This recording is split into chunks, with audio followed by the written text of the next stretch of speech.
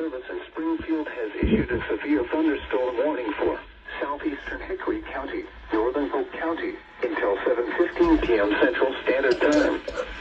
At 6:30 p.m. Central Standard Time, a severe thunderstorm was located near Hermitage, moving northeast at 45 miles per hour. Expected hazards include 60 miles per hour wind gusts and quarter-size hail. This is a radar-indicated threat. The following impacts are expected. Hail damage to vehicles is expected. Expect wind damage to roofs, siding, and trees.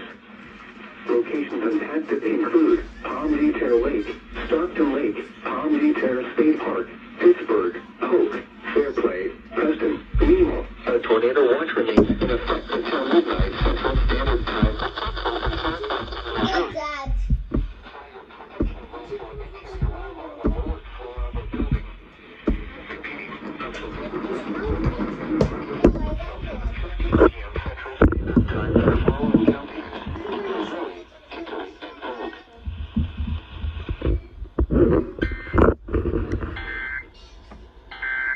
Dang. And throw on the run, so.